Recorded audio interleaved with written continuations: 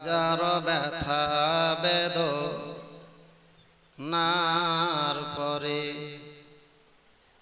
ফিরে আসনি তুমি আপন ঘরে, দিনের আলো তুমি ছড়িয়ে দিতে চলে গেলে মদিনায় মক্কা ছেড়ে। হে রাসূল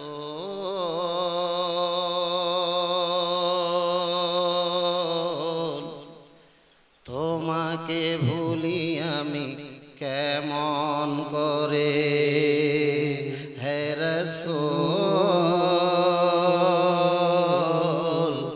তোমাকে ভুলি আমি কেমন করে। হাজার ব্যথা বেদনার পরে ফিরে আসনি তুমি আপন ঘরে, দিনের আলো তুমি ছড়িয়ে দিতে চলে গেলে মদিনায় মক্কা ছেড়ে। হে রাসূল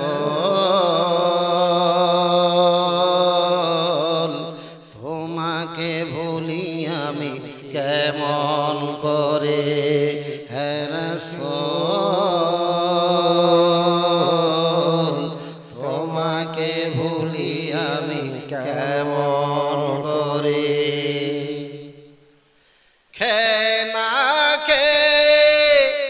দিন প্রচারের কাজে নিজেকে দিয়েছো বিলিয়ে,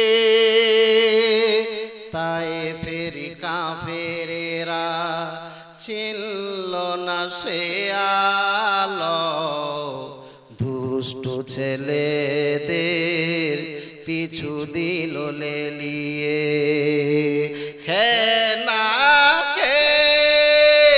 দিন প্রচারের কাজে নিজেকে দিয়েছো বিলিয়ে, তাই ফের কাফেরেরা চিনল না সে আলো, দুষ্ট ছেলেদের পিছু দিল লেলিয়ে। পাথরের আঘাতে ক্ষত বিক্ষত হয়ে সারা শরীর থেকে রক্ত ঝরে। হে রাসূল তোমাকে ভুলি আমি কেমন করে, হে রাসূল তোমাকে ভুলি আমি কেমন করে। হাজার ব্যথা বেদনার পরে ফিরে আসনি তুমি আপন ঘরে, দিনের আলো তুমি ছড়িয়ে দিতে চলে গেলে মদিনায় মক্কা ছেড়ে। হে রাসূল তোমাকে ভুলি আমি কেমন করে, হে রাসূল তোমাকে ভুলি আমি কেমন করে। আল্লাহুম্মা সাল্লি আলা سيدنا مولانا محمد وعلى آله سيدنا وعلى آله سيدنا مولانا محمد সাল্লাল্লাহু তাআলা আলাইহি ওয়াসাল্লাম। যাবতীয় প্রশংসা ও গুণগান গুণভোজন সেই মহান আল্লাহ তাবারক ওয়া তাআলারই জন্যই, যে আল্লাহ এক ও দ্বিতীয়, যিনি ওয়াহদাহু লা শারীকা লাহ, যে আল্লাহ নিজ দয়ায় নিজ কৃপায় আমাকে আপনাকে এই পবিত্র মেহফিলে আসা অবসর তৌফিক দান করেছেন। আসুন সকলে মিলে তিনার শুকরিয়া আদায় করি। সকলে উচ্চ স্বরে পড়েন আলহামদুলিল্লাহ। তিনার পরে পরে ধর্মের গুরু মা আমেনার লাল মুরুর দুলাল আহমদ মুস্তাফা মুহাম্মাদুর রাসূলুল্লাহ সাল্লাল্লাহু তাআলা আলাইহি ওয়াসাল্লাম তিনার প্রতি লক্ষ কোটি দুরূদ অবতীর্ণ হোক, বর্ষিত হোক। সকলে বলুন আমিন। বন্ধুগণেরা আমার, সন্ধ্যার পর থেকে নিয়ে এই পর্যন্ত আপনারা উলামা ইকরামের জবান দ্বারা কোরআন ও হাদিসের তথ্যবহুল আলোচনা শ্রবণ করছিলেন।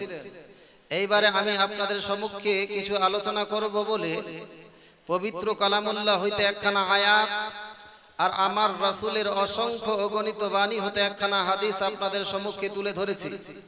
উক্ত আয়াত ও হাদিসের আলোকে আজ কিছুক্ষণ আলোচনা করব। তবে আজকের আলোচনা খুব জটিল, অন্তরের কান দিয়ে শুনতে হবে, মনোযোগ সহকারে শ্রবণ করতে হবে। ইনশাআল্লাহ মনোযোগ সহকারে যদি শুনতে পারেন, এক ফোঁটা যদি চোখের পানি এই আলোচনা শুনতে গিয়ে এক ফোঁটা চোখের পানি যদি আপনি গড়িয়ে দিতে পারেন, কাল কিয়ামতের দিবসে আপনার ওই এক ফোঁটা চোখের পানি জান্নাতে যাওয়ার জারিয়া হয়ে যেতে পারে। জোরে বলুন আল্লাহ সুবহানাল্লাহ। একেবারে ঠান্ডা মস্তিষ্কে বসেন, কথাগুলো খুব গুছিয়ে বুঝিয়ে আপনাদেরকে যত আপনাদের ভাষায় বুঝবার চেষ্টা করব। ধ্যান দিবেন, আলোচনা করব বলে পবিত্র কালামুল্লাহ হইতে আমি তেলাওয়াত করেছি। আমার আল্লাহ পাক রাব্বুল ইজ্জাত বলেন, বিসমিল্লাহির রহমানির রহিম, কুল লা আসআলুকুম আলাইহি আজরান ইল্লাল মাওয়াদ্দাতা ফিল কুরবা। আল্লাহ পাক রাব্বুল ইজ্জাত আমার নবীকে সম্বোধন করে বলেন, হে নবী, আপনি আপনার উম্মত উম্মতিদেরকে বলে দিন। বলল, কি বলবো? বলল, আমি তোমাদের কাছে এর বিনিময় কিছুই চাই না। লা আসআলুকুম আলাইহি আজরান, আমি তোমাদের কাছে এর বিনিময় কিছুই চাই না। হ্যাঁ, চাই কেবলমাত্র ইল্লাল মাওয়াদ্দাতা ফিল কুরবা, আমার পরিবার পরিজনের ভালোবাসা। জোরে বলুন আমার যারা আহলে বাইত তার ভালোবাসা কেবলমাত্র আমি তোমাদের কাছে চাই, আর এর বিনিময়ে আমি কিছুই চাই না। এর বিনিময় বলতে আমার নবীর যে অবদান আমার আপনার উপরে আছে, এই অবদানের পরিবর্তে নবী আমার আপনার কাছে কিছু চায় না, শুধুমাত্র তার পরিবার পরিজনের ভালোবাসা। এই আয়াত নাজিল হবার সময় সাহাবিয়ে রাসূল দলবদ্ধ হয়ে নবীর কাছে এসে বলতে লাগলেন, ইয়া রাসূলুল্লাহ, ইয়া হাবিবাল্লাহ, মান কারিবাতুকা হাউলাই। নবী গো, আপনার নিকটবর্তী লোক, আপনার পরিবার পরিজন তারা কাহারা? তারা কে? যাদেরকে ভালোবাসার কথা আমার আল্লাহ কোরআনের মধ্যে বলেছে। প্রতি উত্তরে নবী আমার উত্তর করলেন, নবী বলছেন, হাউলাই আলীগুম ওয়া ফাতিমাতু ওয়াল হাসানু ওয়াল হুসাইনু ওয়া আবনাউহুমা। জোরে বলুন সুবহানাল্লাহ সুবহানাল্লাহ। আমার পরিবার পরিজন হলো একজন হযরতে আলী, দ্বিতীয় জন হলো হযরতে মা ফাতেমাতুজ জাহরা রাদিয়াল্লাহু তাআলা আনহা, তৃতীয় ব্যক্তি হলো হযরতে ইমাম হাসান, চতুর্থ ব্যক্তি হলেন হযরতে ইমাম হুসেন, এবং ইমাম হাসান ও হুসেন হইতে যেত আওলাদ হবে তারাই হলো আমার পরিবার পরিজন। জোরে বলুন সুবহানাল্লাহ সুবহানাল্লাহ। তাদের ভালোবাসার ব্যাপারে আল্লাহ পাক রাব্বুল ইজ্জাত কোরআনের মধ্যে বলেছেন, আর আল্লাহর নবী বলেন, মাম্মাতা আলা হুব্বে আলে মুহাম্মদ, যেই ব্যক্তি আমি মুহাম্মদ আমার বংশধরের ভালোবাসাই মারা গেল, মাতা শাহিদা, সেই ব্যক্তি শহীদের মরণ মারা গেল। জোরে বলুন আমার পরিবার পরিজনের মহব্বতে যারা মারা গেল, সে শহীদের দরজা পেল, সে শহীদের মরণ মরল। বেরাদার, যেই হুসেনের মহব্বতে আজ আপনি বসেছেন, এর আলোচনা শুনে যদি চোখের পানি বের করেছেন, এর আলোচনা শুনতে গিয়ে চোখের পানি বের করাটাও হলো আমার নবীর সুন্নত। জোরে বলুন একদা নবী আমার হযরতে মা ফাতেমাতুজ জাহরা রাদিয়াল্লাহু তাআলা আনহার বাড়ির পাশে দিয়ে যাচ্ছেন। হঠাৎ করে হযরতে ইমাম হোসেনের কান্না ভেসে আসছে। নবী আমার হযরতে মা ফাতেমাকে ডেকে বলছে, বেটি ফাতেমা, তুমি হুসেনকে কাঁদতে দিও না। বেটি, তুমি হুসেনকে কাঁদতে দিও না। যদি হুসেন কান্না পায় তাহলে আমি রাসূল আমি কান্না পাই। জোরে বলুন সুবহানাল্লাহ, সুবহানাল্লাহ, সুবহানাল্লাহ। যদি হুসেনের কষ্ট হয় আমি রাসূল আমার কষ্ট হয়। সুতরাং যে হুসেনকে ভালোবাসবে সে আমি রাসূল আমাকে ভালোবাসবে, আর যারা হুসেনকে কষ্ট দিবে সে আমি রাসূল আমাকে কষ্ট দিবে, আর যারা আমাকে কষ্ট দিবে তারা আল্লাহকে কষ্ট দিবে। জোরে বলুন সুবহানাল্লাহ। নবী আমার আগে থেকেই জানতেন যে এই হুসেন কারবালার প্রান্তরে বহু কষ্ট করবেন, বহু কান্না করবেন, যার জন্য হযরতে মা ফাতেমাকে বলছেন, বেটি ফাতেমা, একে কান্না করতে দিও না। এ বহু কষ্ট কারবালার ময়দানে সহ্য করবে, বহু কান্না কাটবে, সুতরাং একে কাঁদতে দিও না। বেরাদার, অথচ এই হুসেনকে এজিদ চিনতে পারলো না, ইবনে জিয়াদ চিনতে পারলো না, ইবনে সাদ উমর ইবনে সাদ এরা চিনতে পারলো না, কুফাবাসীরা চিনতে পারলো না, যাদেরকে বনের পশু পক্ষীরা পর্যন্ত চিনতে পারত। জোরে বলুন সুবহানাল্লাহ, সুবহানাল্লাহ। বনের পশু পক্ষীরা পর্যন্ত হযরতে ইমাম হাসান ও হুসেনকে ভালোবাসত। একদিনকার ঘটনা, একটি বইয়ের মধ্যে হযরতে আল্লামা শাইম চিশতি বইটির নাম দিয়েছে আল বুতুল। আল বুতুলের মধ্যে একটি ঘটনা লিখেছেন, হযরতে ইমাম হাসান ও হুসেন যখন ছোট ছিল, বাল্যকালে দুই ভাই একসঙ্গে খেলাধুলা করত। কখনো বাড়ির ভিতরে খেলাধুলা করত, কখনো বাড়ির অলিগলিতে খেলাধুলা করত, কখনো জঙ্গলে খেলাধুলা করত। তো একদিনকার ঘটনা, হযরতে ইমাম হোসেন আপনারা বাড়ির ভিতরে না খেলে, বাড়ির বাইরে না গিয়ে, আপনার গলিতে খেলাধুলা না করে গাছের দিকে তাকাচ্ছেন। খেজুরের গাছ, বাড়ি থেকে বের হলেই খেজুরের গাছ, এই গাছ ওই গাছ, এইভাবে করতে করতে হযরতে ইমাম হোসেন জঙ্গলের গভীরে পৌঁছে গিয়েছে। যেমনি ভাবে জঙ্গলের গভীরে পৌঁছিয়ে যাওয়া, ওই সালে নামক ও ইহুদি ইমাম হোসেনকে দেখতে পেয়ে ওই ইমাম হোসেনকে নিজের বাড়িতে বন্দী করে রেখেছে, নিজের বাড়িতে বন্দী করে রেখেছে। বন্ধুগণেরা আমার, সারাদিন গত হয়ে গেল, ইমাম হোসেনের কোনো খবর নাই। ইমাম হাসান বারবার বাড়িতে তাকিয়ে দেখলেন আমার ছোট ভাই হুসেন কোথায় গেল। বহু জায়গায় খোঁজাখুঁজি করেছেন ইমাম হাসান, কোনো জায়গায় ইমাম হোসেনের খবর পাওয়া যায় নাই। মা ফাতেমাতুজ জাহরা রাদিয়াল্লাহু তাআলা আনহা ইনিও বাড়ির ভিতরে বহু জায়গায় খোঁজাখুঁজি করেছেন, কোনো জায়গায় ইমাম হোসেনের খবর পাওয়া যায় না। হযরতে মা ফাতেমা বলতে লাগলো ইমাম হাসানকে ডেকে, বেটা হাসান, তোমার ছোট ভাই হুসেনকে পাওয়া যায় না, এক কাজ করো বেটা, যাও, হয়তো তোমার ছোট ভাই হুসেন এই বাড়ির কোথাও আনাচে কানাচে খেলাধুলা করছে, হয়তো কোথাও ঘুমিয়ে আছে, যাও তোমার ভাইকে একটু খোঁজাখুঁজি করো। হযরতে ইমাম হাসান ইতিপূর্বে কিন্তু খোঁজাখুঁজি করেছেন। মায়ের বলার আগে মা বোনদের দৃষ্টি আকর্ষণ করছি, একটু মা বোনদের ধ্যান এদিকে দিতে বলছি, মা একটু ধ্যান দেন। হযরতে মা ফাতেমাতুজ জাহরা রাদিয়াল্লাহু তাআলা আনহার কলিজার টুকরা ছোট ছেলে হযরতে ইমাম হোসেন, ও হারিয়ে গিয়েছে, বাড়িতে খবর নাই। সারা দিন গত হয়ে গেল, ইমাম হোসেনকে দেখতে পাওয়া যায় না। মা, যাদের এই ধরনের ছোট্ট বাচ্চা আছে তারাই আপনারা বলতে পারবেন, 1 ঘন্টার জন্য যদি আপনার বাচ্চার কোনো খবর না পাওয়া যায়, আপনার চোখের সামনে খাবার থাকলে আপনি খাবার খেতে পারেন না, আপনার মনে ফুর্তি হয় না, আপনার কান্নাতে গোটাই পাড়া প্রতিবেশী কান্না করে।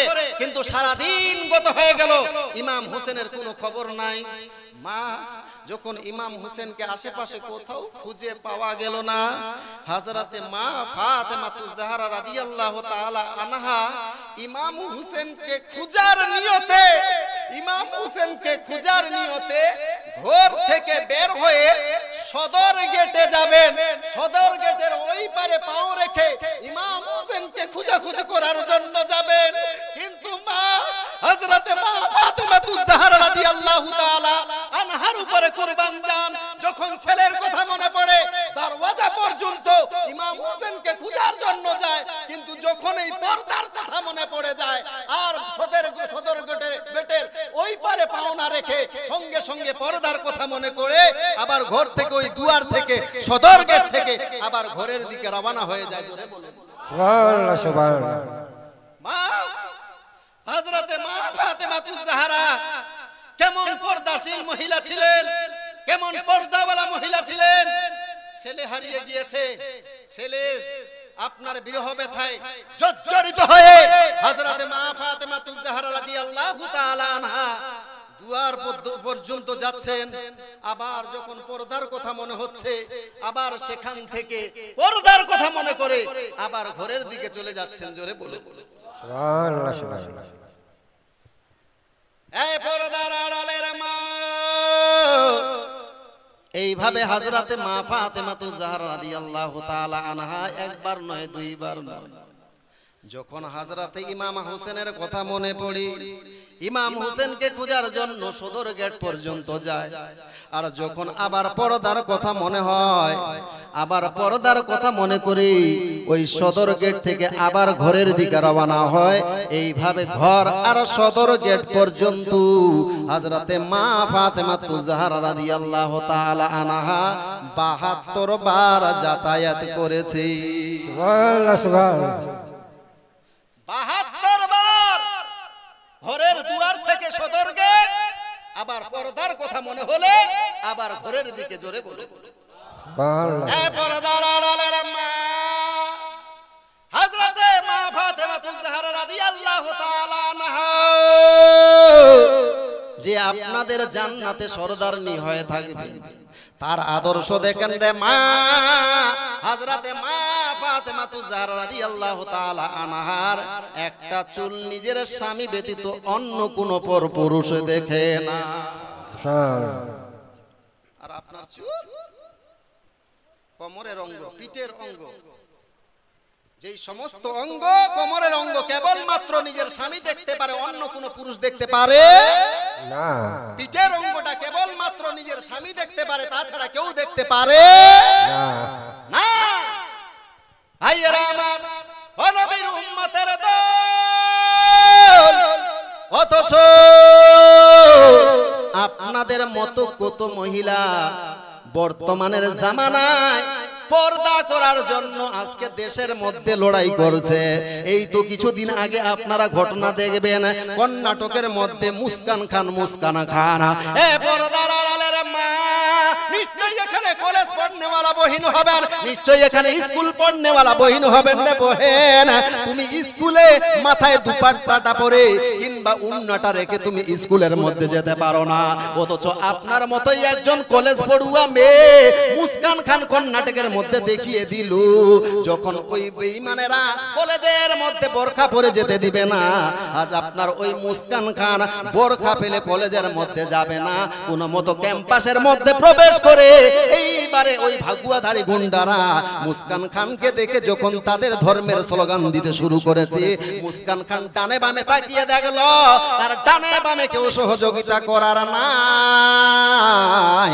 আল্লাহর উপর ভরসা রেখে পর্দা পরিধান করে, বোরকা পরিধান করে ক্যাম্পাসের মধ্যে প্রবেশ করে ওই বেঈমানদেরকে দেখে 3টা স্লোগান দিলেন, কেবলমাত্র 3টা বার, আল্লাহু আকবার, আল্লাহু আকবার, আল্লাহু আকবার। যেমনি ভাবে 3টা বার আল্লাহু আকবার বলা, যেই বেঈমানেরা তাদের ধর্মের স্লোগান দিয়ে এই মেয়েটাকে ক্যাম্পাসের মধ্যে প্রবেশ করতে দিচ্ছিল না, আজকে তাদের ওই 3টা আল্লাহু আকবারের ধ্বনি শোনার পর ওই বেঈমানদের একেবারে আওয়াজকে স্তব্ধ করে দিয়েছে।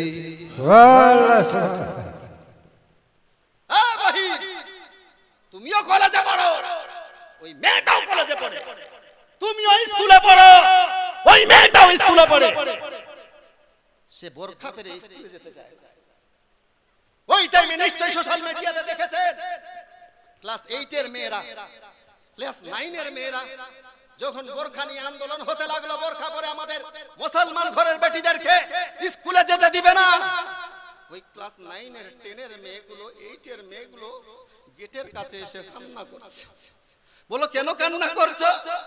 বললো আমরা এতদিন ধরে বোরখা পরে স্কুলে এসেছি, কোনো সমস্যা হয় না, এখন আমরা বোরখা পরে স্কুলে যাব, আমাদেরকে স্কুলে যেতে দেওয়া হবে না কেন? ও বহিন দিদি, তোমাদের মায়া হয় না, দুঃখ হয় না? ক্লাস 8 এর মেয়েরা, ক্লাস 10 এর মেয়েরা বোরখা পরে স্কুলে যাওয়ার জন্য কান্না করছে জোরে জোরে। সুবহানাল্লাহ। বোরখা পরে স্কুলে যাওয়ার জন্য কান্না করছে। আর আপনি স্কুল তো দূরের কথা, বছরে একবার দুইবার জালসা হবে, সেই জালসা শোনার জন্য আপনার বাড়িতে একটা হাফ বোরখা নাই। আপনার কারণে যেই সমস্ত মেয়েরা, আমার বহিনগুলো বোরখা পরে স্কুলে যেতে যাচ্ছে, আপনাদের কারণেই পাচ্ছে, আপনাদের কারণেই পাচ্ছে না। এরা চিন্তা করছে যে মুসলমানের বেটিরা ও স্কুলে যাওয়ার জন্য শুধু বোরখা, কই এরা তো জালসা শুনতে যায়, ওই সময় তো বোরখা পরে যায় না। আপনার কি বলে মিলাদে যায়, ওই সময় তো আপনার বোরখা পরে না। তারপরে আপনার টাউনে যায়, মালদাতে যায়, ওই টাইমে তো আপনার বোরখা পরে না। ও বহিন, আপনাদের মতো মেয়েরা বোরখা পরার জন্য আন্দোলন করছে, আপনারাই বলেন এই জালসার মেহফিলে যদি আপনারা, আমার মা বোনেরা, আপনার কি বলে হাফ বোরখা কিংবা ফুল বোরখা পরে আপনার জালসা শুনতে আসতে চায়, এ যুবক আপনারাই বলেন, আপনারা জালসা কর্তৃপক্ষ ওই মেয়েদেরকে বোরখা পরে জালসায় আসতে নিষেধ করবেন? আপনারাই বলেন, কি ওই মেয়েদেরকে জালসায় ঢুকতে দিবেন না? দিবেন কি দিবেন না? তো নাই কেন? বহিন, মা, খালা, দিদি, অত্যন্ত বিনয়ের সহিত বলছি, রাগ করবেন না খালা, আমি আদৌ আপনাদেরকে রাগ করার জন্য এই কথাগুলো বলছি না, অন্তর থেকে বলছি, বুঝবার জন্য। কারণ এই কথাগুলো আমরা কাদেরকে বুঝাবো? আমাদের মুসলমান ঘরের বেটিদেরকে তো বুঝাতে হবে, আমাদের মুসলমান ঘরের বহুদেরকে তো বুঝাবো না, কাদের হিন্দুদের বেটিদেরকে বুঝাবো, খ্রিস্টানের বেটিদেরকে বুঝাবো, বৌদ্ধর আপনার বহু বেটিদেরকে বুঝাবো? আমরা মুসলমান, এই শরীয়তের বিধানগুলো আমার আপনার বেটি বহুদেরকে তো বুঝাতে হবে, তাদেরকে তো শোনাতে হবে। মা, বর্তমানে বাজারে একটা বোরখা 200-250 টাকা, কত সুন্দর সুন্দর বোরখা। আপনি বোরখা পরতে চান না? আমিও তিনটা কন্যা সন্তানের বাপ, 3টা কন্যা সন্তানের বাপ। আমার বড় মেয়ে 10 বছর বয়স হয়ে গেল, 3.5 বছর ধরে বোরখা পরতে লেগেছে, কোনদিন নানির বাড়িতে হাফ বোরখা ফেলে নানির বাড়িতে যায় না। এখন আপনার 4.5 বছরের আমার মেজো মেয়ে, আমার বড় মেয়েটার দেখে সেও বলছে, আব্বু আমিও বোরখা ছাড়া আপনার কি বলে আমার নানির বাড়িতে যাবো না, আমাকেও একটা বোরখা কিনে দাও। ওই মেয়েটাকে 3.5 বছর বয়সে আমাকে বোরখা কিনে দিতে হয়েছে। এখন ছোট মেয়েটার বয়স হলো কেবল মাত্র 2.5 বছর। 2.5 বছরে কেবল মাত্র কথা বলতে শিখেছে। সেই মেয়েটা আমাকে বলছে, আব্বু আমার দিদিদের জন্য বোরখা আমার নাই কেন, আমার বোরখা কই, আমাকে বোরখা দিবা না, আমাকে বোরখা দিবা না? বহিন, এটা অহংকারের জন্য বলছি না, কেবল মাত্র বুঝবার জন্য বলছি। আমার মেয়েরা বোরখা ফেলে আপনার নানির বাড়িতে যেতে চায় না, আপনার কোনো অনুষ্ঠানে যেতে চায় না, আর আপনি মুসলমানের ঘরের বেটি হয়ে আপনি হাফ বোরখাটা পরতে পারেন না কেন? পারেন না কেন? আজকে ওয়াদাবদ্ধ হতে হবে। যেই হযরতে মা ফাতেমা জাহরা রাদিয়াল্লাহু তাআলা আনহা সন্তান হারিয়ে গিয়েছে, তবুও ওই সদর গেটের ওই পারে বেপরদা হওয়ার কারণে পাও রাখে নাই। জোরে বলে সুবহানাল্লাহ, সুবহানাল্লাহ। ও গো নবীর উম্মতেরা হয়ে আজ দিশা হারা, কোরআন হাদিস ছেড়ে চলো যখন যাহা চাই মনে, নবী বিনে কে তোরাবে পুলসে রাত মিজানে, নবী বিনে কে তোরাবে পুলসে রাত মিজানে। চলো চলো চলো মুমিন চলো নবীর সন্ধানে, নবী বিনে কে তোরাবে পুলসে রাত মিজানে, নবী বিনে কে তোরাবে পুলসে রাত মিজানে। কে দিল এটা? 50 টাকা। হাজী সাহেবের আচ্ছা, হাজিয়ানি সাহেবা দিয়েছেন আপনার 200 টাকা, আর একজন আচ্ছা হাজি সাহেবনির মেয়ে দিয়েছে 50 টাকা। আল্লাহ পাক রব্বুল ইজ্জত ইনাদের দান যেন কবুল করে, সকলে বলুন আল্লাহুম্মা আমিন। হযরতে ইমাম হাসান এইবারে জঙ্গলের দিকে ইমাম হোসেনকে খোঁজার জন্য বার হয়েছে। কাউকে যে জিজ্ঞাসা করবে ওইরকম কোন লোক নাই, কারোর সঙ্গে সাক্ষাৎ হয় না। ইমাম হোসেন চিৎকার করে আওয়াজ দিচ্ছেন, আয়না আনতা হোসেন, এই হোসেন তুমি কোথায় আছো? আয়না আনতা ইবনে আলী, হে ইবনে আলী, হে আলীর সন্তান হোসেন তুমি কোথায় আছো? আয়না আনতা ইয়া কুররাতু আইনাই রাসূল, হে আমার রাসূলের তারকা হোসেন তুমি কোথায় আছো? এইভাবে চিৎকার করছে হযরতে ইমাম হাসান, কিন্তু ইমাম হাসানের আপনার জবাব দেওয়ার জন্য কেউ নাই। হঠাৎ করে হযরতে ইমাম হোসেন দেখলেন বন থেকে একটা আপনার হরিণের বাচ্চা বেরিয়ে এসেছে। হরিণের বাচ্চাটাকে যেমনি ভাবে ইমাম হাসান দেখতে পাওয়া, ইমাম হাসান কোনো কথা বলা নাই, সঙ্গে সঙ্গে ওই আপনার বনের হরিণকে সম্বোধন করে বলতে লাগলো, ইয়া যাবিহ হাল রাইতা আখি হুসাইনা, হে হরিণী তুমি কি আমার ভাই হোসেনকে দেখেছো? জোরে বলে বলে সুবহানাল্লাহ, সুবহানাল্লাহ। বন্ধুগণেরা আমার, ও নবীর উম্মতের দল, যেমনি ভাবে হযরতে ইমাম হোসেন ইমাম হাসান এই কথা বলা, এই বনের হরিণ তো মুখে কথা বলতে জানে না, ওই বনের হরিণের মুখের মধ্যে বাক শক্তি নাই। বনের হরিণ আসমানের দিকে মুখ করে কেঁদে কেঁদে দুই হাতে আপনার দুই চোখ দিয়ে আপনার অশ্রু ঝরিয়ে ঝরিয়ে কান্না করতে লাগলো, আল্লাহর কাছে কেঁদে কেঁদে বলতে লাগলো, হে দুনিয়ার মালিক, আমি অবলা জানোয়ার, আমার মুখের মধ্যে আপনার বাক শক্তি নাই। ইয়া আল্লাহ পাক পরওয়ারে দেগারে আলাম, তোমার হাবিবের নামাজ। হযরতে ইমাম হাসান তার ভাইয়ের ব্যাপারে আমাকে জিজ্ঞাসা করেছে, আল্লাহ গো, আজ যদি আমি ইমাম হাসানকে তার ভাইয়ের খবর যদি না দিতে পারি, আমি হরেন আমার তরফ থেকে ইমাম হাসান কষ্ট পাবে। ইয়া আল্লাহ পাক পরওয়ারে দেগারে আলাম, জীবনও তোমার কাছে কিছুই চাই নাই। আল্লাহ একটা মিনিটের জন্য যদি আমার জবানটা খুলে দিতে, এই ইমাম হাসানের ভাইকে কে ধরে রেখেছে এই সুসংবাদ আমি ইমাম হাসানকে বলে দিতাম। জোরে বল সুবহানাল্লাহ, সুবহানাল্লাহ। বলে রে বনের হরিণ, আমি জানি জানি, আমি আল্লাহ ভালো করে জানে, ওই জবান দিয়ে তুমি কোনো দালালি করবে না, ওই জবান দিয়ে তুমি কাউকে গালি দিবে না, তুমি ওই জবান দিয়ে আমার রাসূলের নামাজের পক্ষ হয়ে বলবে, বলে আমি আল্লাহ তোমার জবান খুলে দিলাম। জোরে বল সুবহানাল্লাহ, সুবহানাল্লাহ। আমি জানি তুমি ওই জবান দিয়ে কোনো দালালি করবে না, যার জন্য আমি আল্লাহ যাও জবান খোলা, আপনার জবান খুলিয়ে দিলাম। তাড়াতাড়ি করে ইমাম হোসেনের পরিচয় দিয়ে দাও, ইমাম হোসেনকে কে ধরে রেখেছে।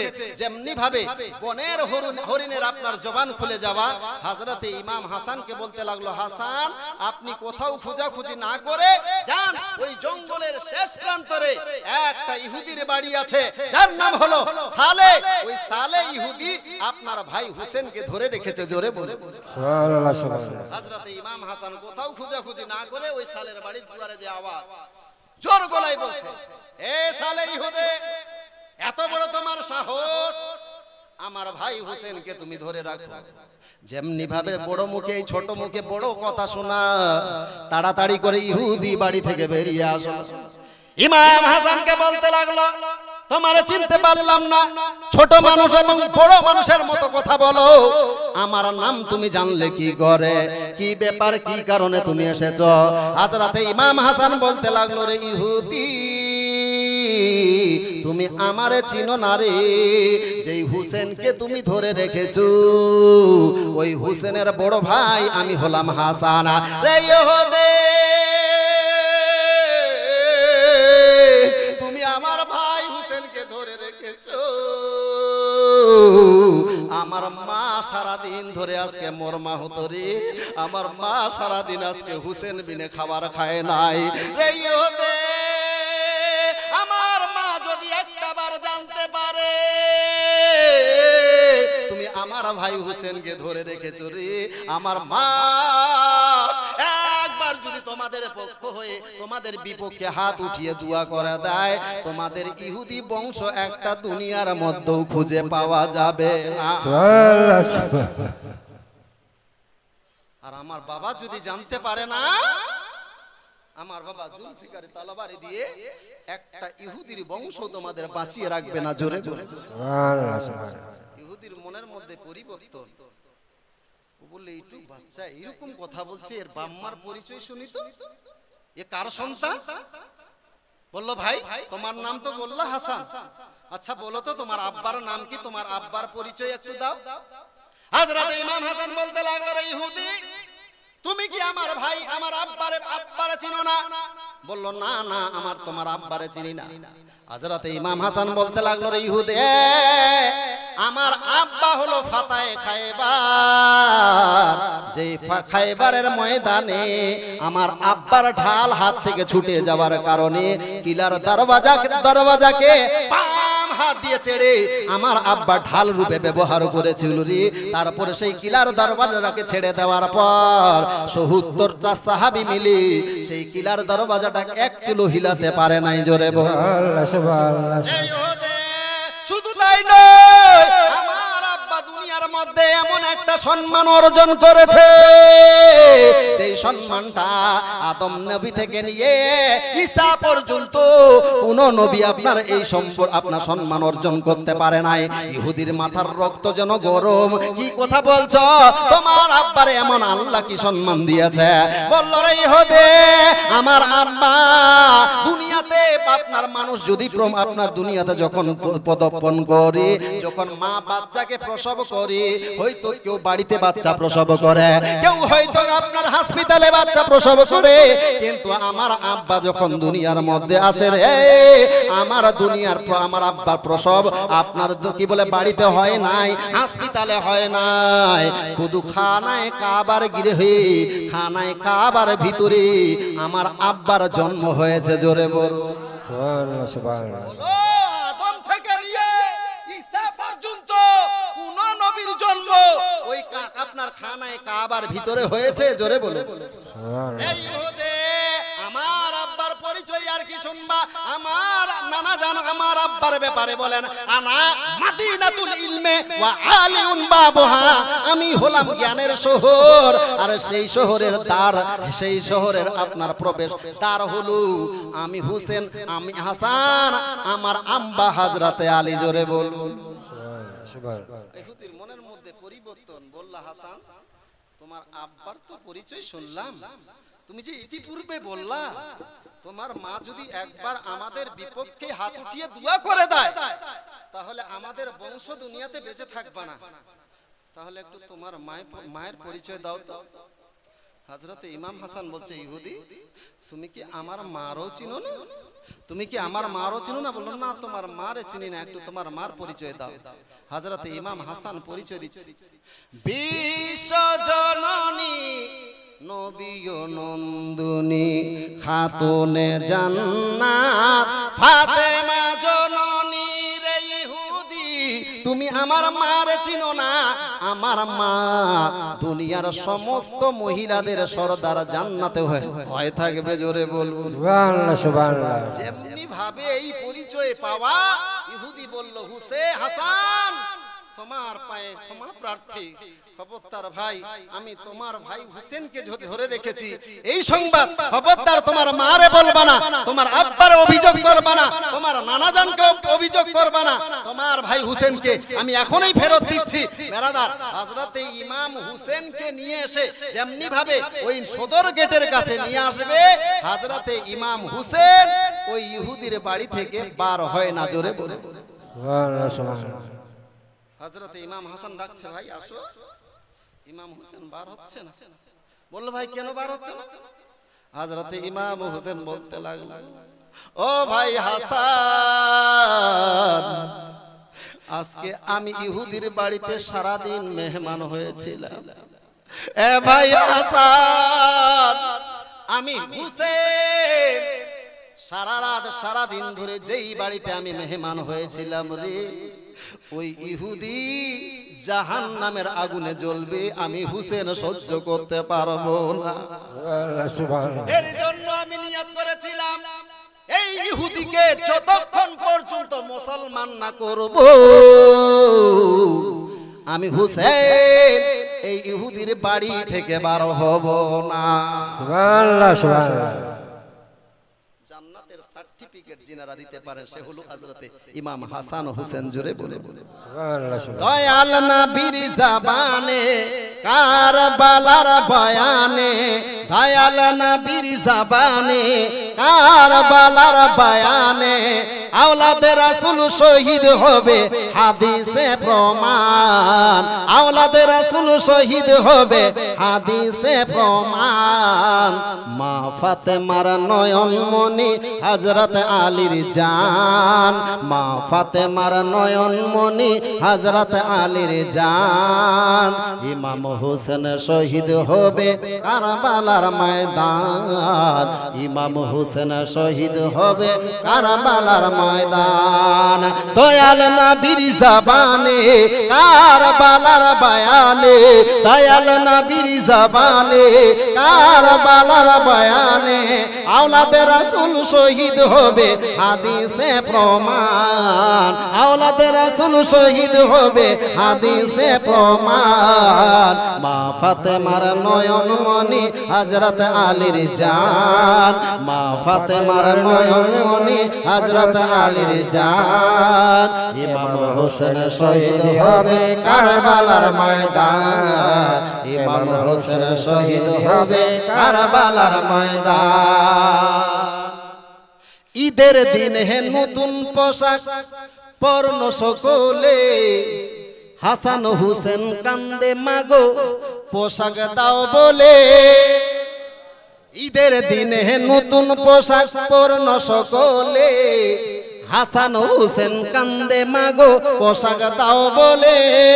আরে মা ফাতেমা করলো দুয়া ও গো রাব্বানা, জান্নাত হতে কুদরতেরি পোশাক পাঠাও না।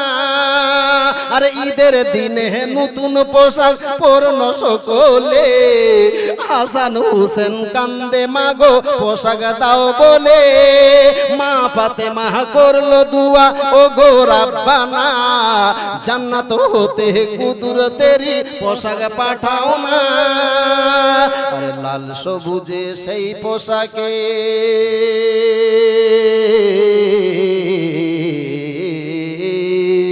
লাল সবুজে সেই পোশাকে কারবালারি শান, লাল সবুজে সেই পোশাকে কারবালারি শান। ইমাম হোসেন শহীদ হবে কারবালার ময়দান, ইমাম হোসেন শহীদ হবে কারবালার ময়দান। দয়াল নবীর জবানে কারবালার বয়ানে, দয়াল নবীর জবানে কারবালার বয়ানে, আওলাদে রাসূল শহীদ হবে হাদিসে প্রমাণ, আওলাদে রাসূল শহীদ হবে হাদিসে প্রমাণ। মা ফাতেমার নয়ন মনি হযরত আলীর জান, মা ফাতেমার নয়ন মনি হযরত আলীর জান। ইমাম হোসেন শহীদ হবে কারবালার ময়দান, ইমাম হোসেন শহীদ হবে কারবালার ময়দান।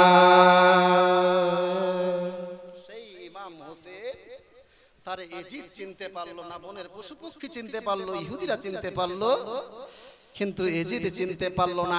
একটাই কারণ, এজিদের হাতে বায়াত গ্রহণ করতে হবে। হযরতে ইমাম হোসেন বলল না, আমি ওই ধরনের একটা নাপাক হাতে, ইমাম হোসেন আমি ওই রকম একটা নাপাক হাতে, শিরাবির হাতে, জানির হাতে, হাসিকের হাতে আমি হুসেন হয়ে এজিদের হাতে হাত দিয়ে বায়াত গ্রহণ করতে পারবো না। বায়াত বলতে মুরিদ, মুরিদ। আপনাদের এলাকায় যদি একটা পীর সাহেব আসে, ও নামাজ পড়ে না, মদ পান করে, তারপরে আপনার মেয়েবাজি করে, নারীবাজি করে, গান বাজনা নিয়ে সব সময় মগ্ন থাকে, বলেন ওই রকম পীর যদি আপনাদের গ্রামে আসে তাহলে তার হাতে হাত দিয়ে আপনারা মুরিদ হবেন? না হবেন? না লাখো টাকা দিলেও হবেন? না হবেন না।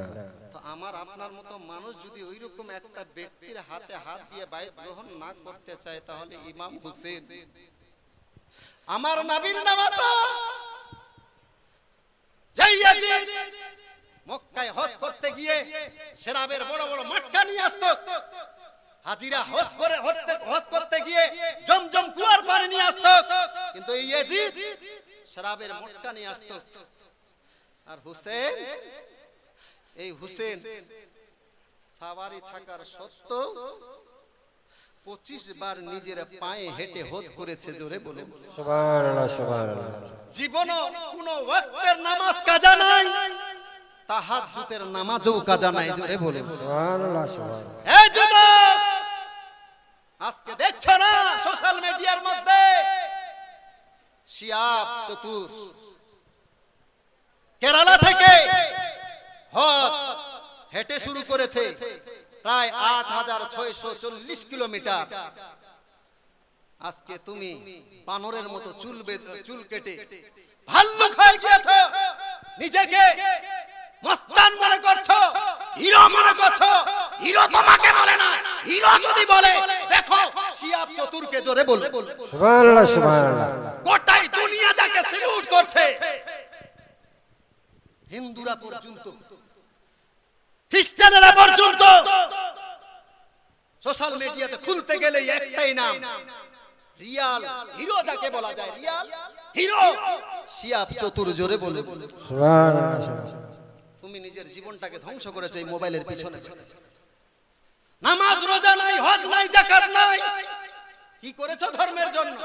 বলবেন মৌলানা এতটুকু কাজ করেছি, ওই শিয়াব চতুরের যে ভিডিওটা আছে ওটাকে শেয়ার করেছি, ওটাই শেয়ার করেছো, তাছাড়া কোনো ধর্মের কাজ তোমার আমলনামায় পাওয়া যাবে না। মোবাইলের পিছনে পড়ে নিজের জীবনটাকে ধ্বংস করে দিয়েছো। ভাই যুবক, আমাকে দুশমন মনে করিস না, বন্ধুর নজরে তোমাকে এই নসিহত গুলো করছি। ভাই এই মোবাইলের পিছনে নিজের জীবনটাকে ধ্বংস করিও না, কারণ এই মোবাইল তোমাকে কতটা ধ্বংস করেছে তুমি জানো না। তিলে তিলে তোমাকে ধ্বংস করে দিয়েছে। বলবেন মৌলানা একটা নমুনা নয়, হাজারো নমুনা দিতে পারবো। এক নম্বর, এই মোবাইল নামের গজব কি নষ্ট করেছে জানেন? আমার যুব সমাজ ভাইয়ের চোখ থেকে আরামের ঘুম কেড়ে নিয়েছে। ঠিক না বল? কি রাত 12টা 1টা 3টা সারা রাত ধরে মোবাইল নিয়ে পাবজি খেলে,